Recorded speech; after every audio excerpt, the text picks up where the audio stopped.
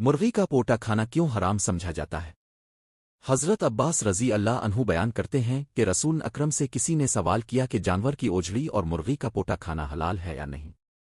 آپ مسکرائے اور فرمایا کہ مرغی کی 7 چیزیں مسلمان کے لیے حرام ہیں۔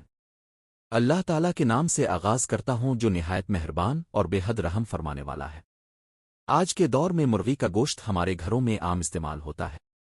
تقریباً ہر گھر میں ہفتے کم از کم مہینے میں ایک مرتبہ ضرور پکایا جاتا ہے اور عموماً سالن کی صورت میں کھایا جاتا ہے۔ لیکن اسی دوران ذہن میں یہ سوال پیدا ہوتا ہے کہ چونکہ مرغی کے پوٹے میں گندگی پائی جاتی ہے تو کیا یہ حلال ہے یا حرام؟ اور کیا یہ ان اجزاء میں شامل تو نہیں جن سے نبی اکرم نے منع فرمایا ہے؟ اس مسئلے پر ہمارے معاشرے میں 2 مختلف آرا پائی جاتی ہے۔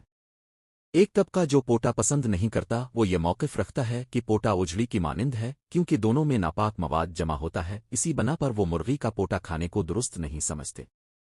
جبکہ دوسری جانب وہ لوگ ہیں جو اوجڑی شوق سے کھاتے ہیں بلکہ اس کے ساتھ آنے والے اجزاء بھی استعمال کرتے ہیں، وہ اسی بنیاد پر پوٹے کو بھی حلال قرار دیتے ہیں۔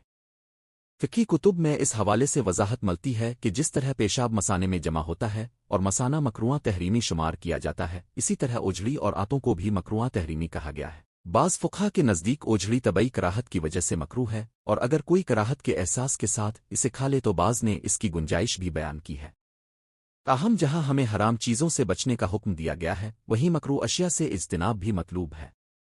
حلال اور حرام کے اصول کے بارے میں اللہ تعالیٰ قرآن پاک میں ارشاد فرماتا ہے کہ رسول پاکیزہ چیزوں کو حلال اور ناپاک چیزوں کو حرام قرار دیتے ہیں۔ اسی آیت کی روشنی میں نبی اکرم نے فرمایا کہ جو چیزیں خباثت میں شامل ہوں وہ ممنوع ہیں، لہذا ایک مسلمان پر لازم ہے کہ وہ حرام اور مکروہ امور سے دور رہے اور صرف حلال اور پاکیزہ چیزوں کو اختیار کرے۔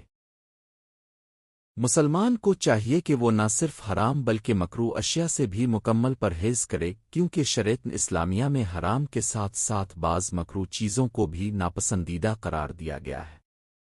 ایک مسلمان کے لیے یہ جاننا بہت ضروری ہے کہ جب کوئی شخص حرام رزق کا ایک لقمہ بھی کھا لیتا ہے تو اللہ تعالیٰ اس کی 40 دن کی عبادت قبول نہیں فرماتا۔ اسی لیے ہر صاحب ایمان پر لازم ہے کہ وہ حلال اور حرام کے فرق کو اچھی طرح سمجھے اور یہ پہچان حاصل کرے کہ کون سا رزق جائز ہے اور کون سا ناجائز، کیونکہ رزق کا اثر براہ راست انسان کے ایمان، عبادات، اخلاق اور قبولتن اعمال پر پڑتا ہے۔ شریعت ہمیں یہ بھی بتاتی ہے کہ بعض اوقات کچھ چیزیں بظاہر حلال جانوروں سے تعلق رکھتی ہیں مگر اپنی ماہیت اور طبیعت کے اعتبار سے مکروہ تحریمی ہوتی ہیں، یعنی وہ ایسی اشیاء ہیں جن سے بچنا واجب کے قریب ہے۔ فقہا کرام نے واضح طور پر ان چیزوں کی نشاندہی کی ہے جو حلال جانوروں میں پائی جاتی ہیں مگر شرعی اعتبار سے مکروہ تحریمی شمار ہوتی ہے۔ ان میں سب سے پہلی چیز بہتا ہوا خون ہے، کیونکہ قرآن کریم میں صراحت کے ساتھ بہتے ہوئے خون کو حرام قرار دیا گیا ہے۔ دوسری چیز غدود یعنی وہ گندے اور بدبودار مادے ہیں جو جسم کے بعض حصوں میں ہوتے ہیں۔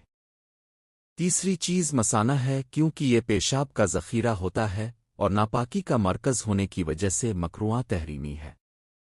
چوتھی چیز پتہ ہے، جس میں کڑوا اور فاسد مادہ جمع ہوتا ہے۔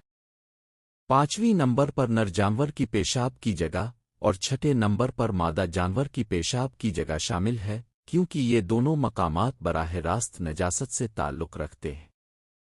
7ویں چیز کپڑے ہیں، جنہیں فقہا کرام نے ناپسندیدہ اور مکروہ تحریمی قرار کو بے اثر اور دعا کو بے قبول بنا دیتا ہے۔ اسی لیے ایک باشعور مسلمان پر فرض ہے کہ وہ علم دین حاصل کرے، حلال اور حرام کے مسائل سیکھے اور اپنی روزمرہ خوراک میں شریعت کے اصولوں کو مد نظر رکھے۔ آخر میں اللہ تعالیٰ سے دعا ہے کہ وہ ہمیں حلال اختیار کرنے، مکروہ اور حرام سے مکمل اجتناب کرنے اور اپنی زندگی کو سنت نبوی کے مطابق ڈھالنے کی توفیق عطا فرمائے۔ آمین۔